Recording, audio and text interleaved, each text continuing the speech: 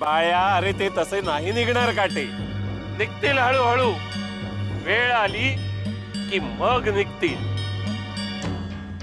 तू नको काळजी करू, बघशील तू. पण स्वामी, चालताना किती कष्ट होतील तुम्हाला. बाळ्या, गुरुचा मार्ग हा असाच असतो.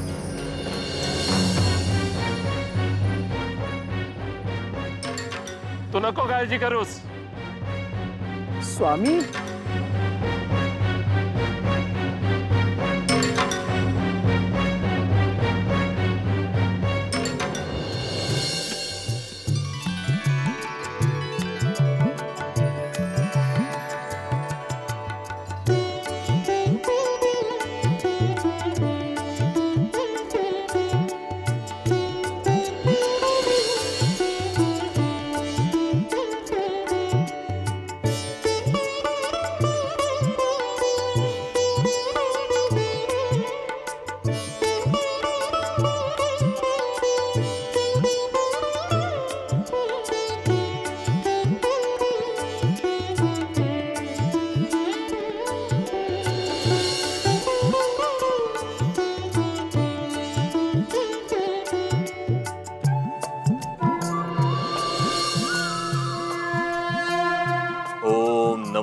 आद्या वेद प्रतिपाद्या जय जय स्वसंवेद्या आत्मरूपा ते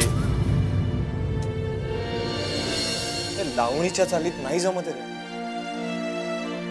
हो, पण महाराजांनी सांगितलंय, त्यांची आज्ञा आपण पाळलीच पाहिजे. बघ बघ, प्रयत्न कर, तूही प्रयत्न कर, जमतंय का बघ. ओम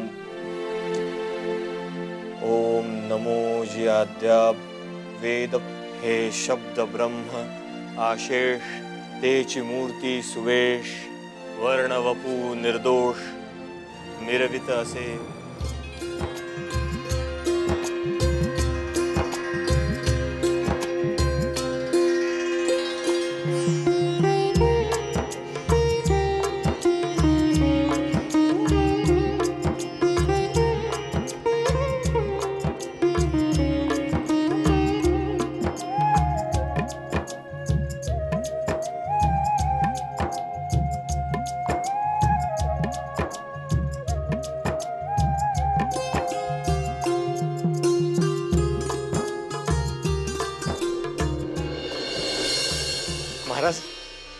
आयुष्मान भव, अखंड यशस्वी भव. थांबा. अहो महाराज, पण आपल्या इच्छेप्रमाणे आम्ही ज्ञानेश्वरीच्या पहिल्या अध्यायाचं पारायण करून आलो आहोत. हो, पण मी सांगितलं होतं तसंच केलं ना. हो, पण आता आम्ही जाऊ शकतो ना. हो, जरूर.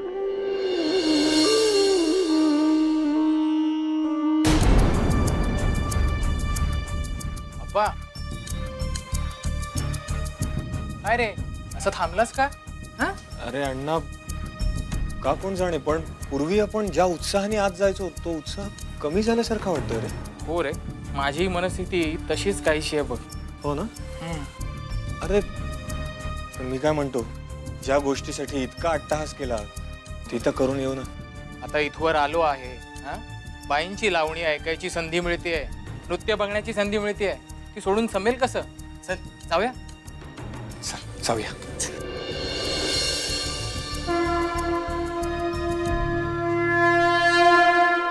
श्री स्वामी समर्थ जय जय स्वामी समर्थ. श्री स्वामी समर्थ जय जय स्वामी समर्थ. श्री स्वामी समर्थ जय जय स्वामी समर्थ.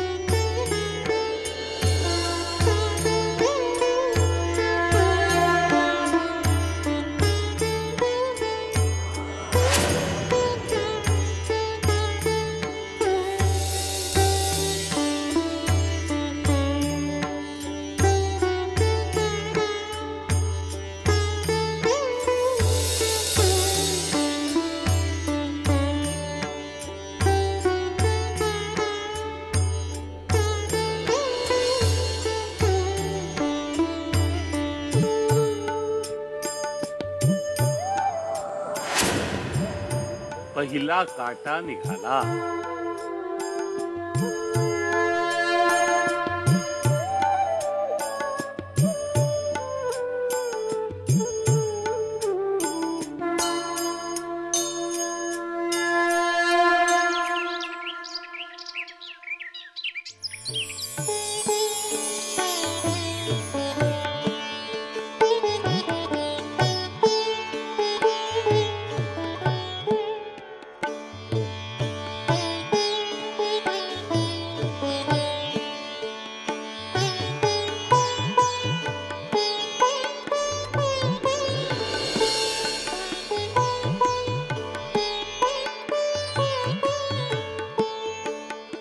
चला आता दुसरा अध्याय चालू करूया.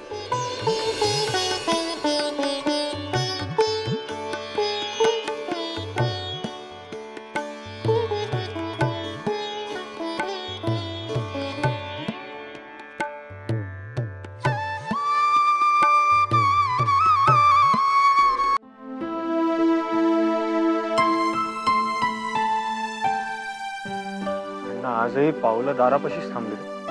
अरे चल, मीराबाई वाट बघत असतील आपली. अण्णा आपण परत घरी जाऊया. अरे तुला आवडलं नाही त्यांचं नृत्य काय? अरे नाही नाही असं नाही, त्या कलाकार म्हणून श्रेष्ठच येते. अरे गावकऱ्यांनी जितकं कौतुक केलं होतं ते सगळे कलागुण पाहायला मिळाले त्यांचे. अरे मग कुठे घोडं पेंड खाताय? चल.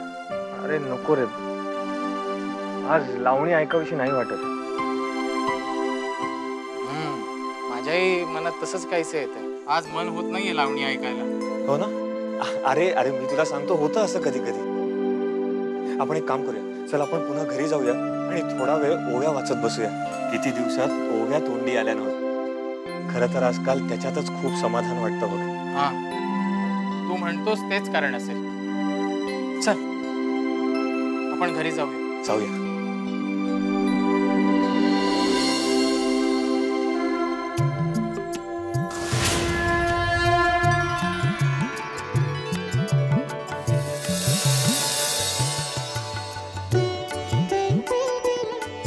दूसरा काटा दिखा.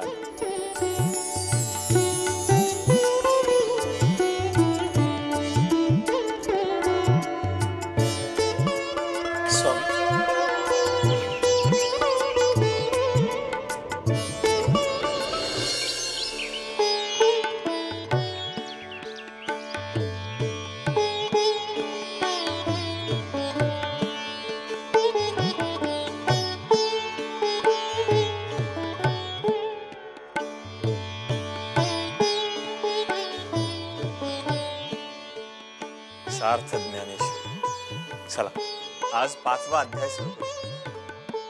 मग पार्थू श्री कृष्णा ते म्हणे, हा हो हे कैसे तुमचे बोलणे, एक होय तरी अंतःकरणे विचारू ये.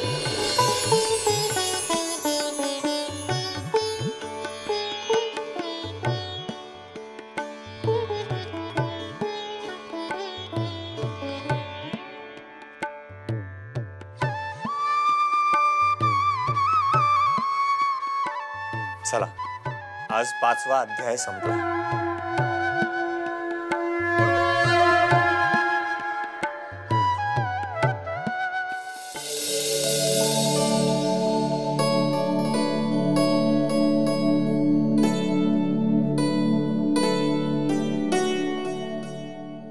काय रे आप्पा?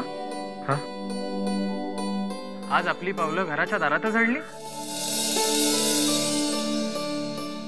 आपल्याला लावणीला जाण्याची मुभा आहे. अरे ज्ञानेश्वरीचा 5वा अध्यायही वाचून झालेला आहे आणि तोही लावणीच्या चालीवर. मुभा आहे रे, पण का कोण जाणे मन नाहीये. मला तर आजकाल तिकडे जायचा कंटाळाच येतो. एक पण तुझी इच्छा असेल तर. नाही रे, खरं तर मीच तुला सांगणार होतो, पण म्हटलं उगीच तुला जायचं असेल तर तुझा विरस नको. नाही नाही, पण आता घरातच थांबूया. हो चालेल. आणि नुसते बसूया नाही तर माऊलींचं अखंड नामस्मरण करूया. हो, त्यांच्या नामात जो गोडवा आहे ना, तो बाकी कशात कशात नाही. चल चल.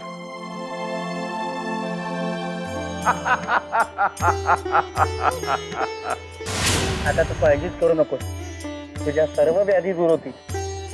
स्वामींची तुझ्यावर कृपा आहे.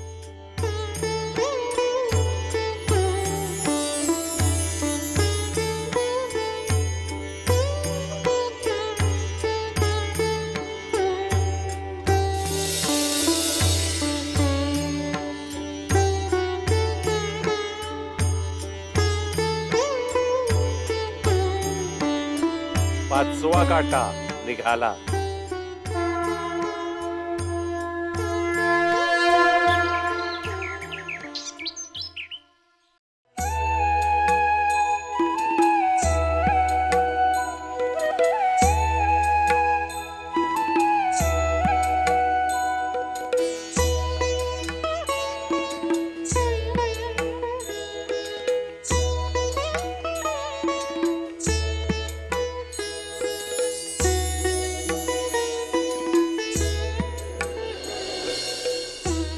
सार्थ ज्ञानेश्वरी, आज अध्याय 7वा, शेवटचा. हो. चला सुरू कर. ऐका मग तो श्री अनंतू, पार्था ते असे म्हणतू.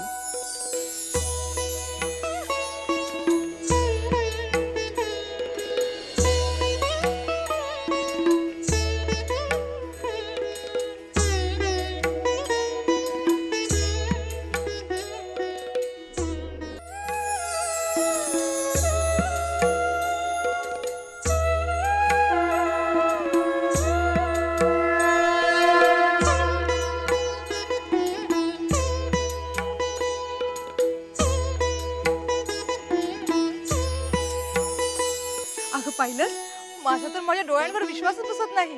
आज 7वा अध्याय वाचून झाला, लावणीची वेळ टळून चाललीये, तरी हे तिथे न जाता घरीच बसून आहेत.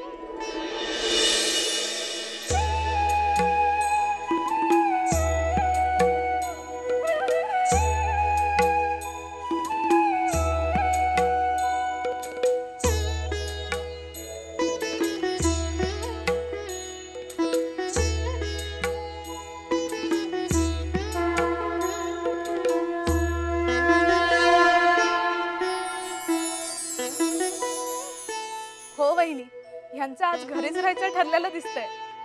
अहो, नृसिंह महाराजांनी असा काय चमत्कार केलाय, अशी काय योजना केली आहे की ह्यांचा लावणीचा छंद सुटलाय. छंद कसला? जीवाला पिसं लागलं होतं त्या लावणीचं. बघितलंस ना, सुरुवातीला तर महाराजांनाही दाद देत नव्हते हे दोघे.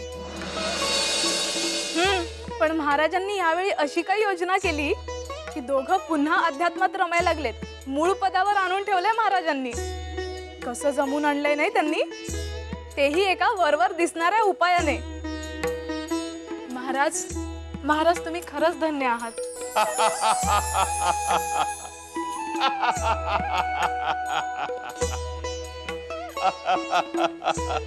स्वामी, स्वामी तुमची लीला अपरंपार आहे. स्वामी समर्थ, स्वामी समर्थ, स्वामी समर्थ. बाळप्पा, अशी असते जगराहाटी.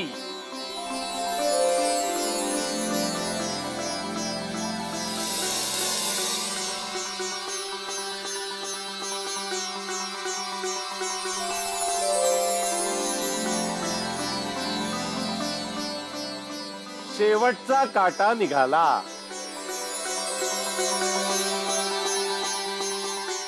आता दोघांचंही आयुष्य निष्कंटक अध्यात्माला समर्पित केले, फुलासारखं.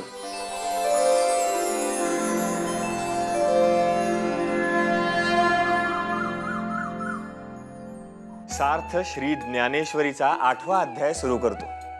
नीट ऐका. मग अर्जुने म्हणितले, हा हो जी अवधारिले, जे म्याम पुसिले ते निरूपिजो. सांगा कवण ते ब्रह्म, काईसया नाम कर्म, काय म्हणी. स्वामी समर्थ. महाराज, महाराज, अखंड सौभाग्यवती भव. तुम्ही उठू नका, तुम्ही बसा. आणि हे काय, अजून तुम्ही दोघेही इथेच? लावणीच्या कार्यक्रमाला गेला नाही? नाही महाराज. हा, म्हणजे पठण संपल्यानंतर मग लावणीच्या कार्यक्रमाला जायचं असेल, असंच ना? नाही महाराज. नाही? आश्चर्य आहे. अरे, ती मीराबाई तिकडे वाट बघतीये तुमची. ती मला विचारत होती की बरेच दिवस झाले तुम्ही तिकडे गेला नाहीत म्हणून. अरे, तुमच्यासारखे लावणीचे रसिक जर तिच्या घरी गेले नाहीत तर लावणीला आश्रय कसा मिळणार? महाराज, ते काहीही असू दे, पण आम्हाला आता लावणीमध्ये अजिबात रस वाटत नाही महाराज.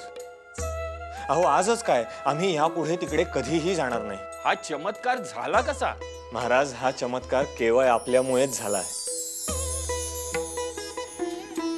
आपण सांगितल्याप्रमाणे आम्ही अभंग आणि ओव्या लावणीच्या चालीत म्हणायला लागलो. पण काय सांगू महाराज, ज्ञानेश्वरांच्या प्रासादिक अभंगांची थोरवी इतकी की तेव्हापासून आम्ही हळूहळू शृंगारिक लावण्या विसरूनच गेलो, अध्यात्माच्या मार्गाला लागलो. महाराज, आपणच आम्हाला सन्मार्गाला आणलं, याचं श्रेय फक्त आणि फक्त आपल्यालाच आहे महाराज. हे श्रेय माझं नाहीये, हे श्रेय स्वामींचं आहे. मी ह्या दोघांना अनेक वेळा समजावून सांगितलं, पण ह्यांची आपली हरदासाची कथा मूळ पदावर. खूप सांगून सुद्धा यांच्यात काहीही फरक पडला नाही. शक्ती खर्च झाली, वेळही वाया गेला. मग शेवटी स्वामींना साकडं घातलं. पण स्वामींनी अशी काही शक्कल लढवली की त्यामुळं हे दोघे सुतासारखे सरळ आले. शेवटी शक्तीपेक्षा युक्ती श्रेष्ठ. श्री स्वामी समर्थ, श्री स्वामी समर्थ, श्री स्वामी समर्थ, श्री स्वामी समर्थ, श्री स्वामी समर्थ, श्री स्वामी समर्थ.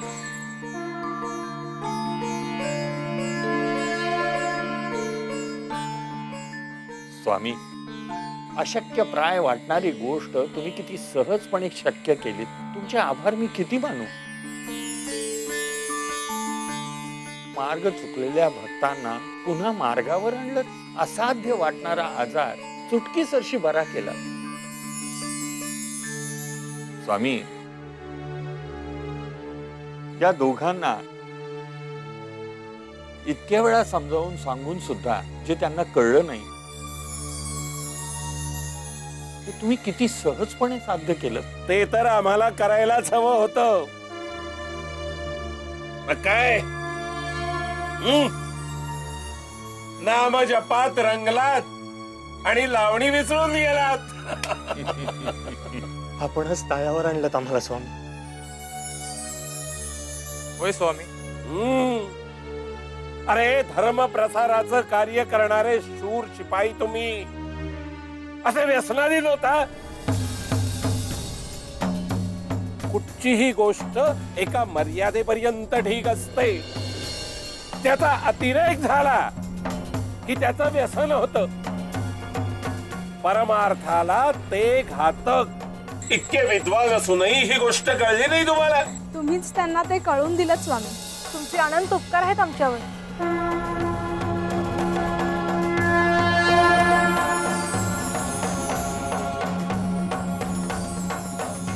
येऊ नकोस, मी तुझ्या पाठीशी आहे.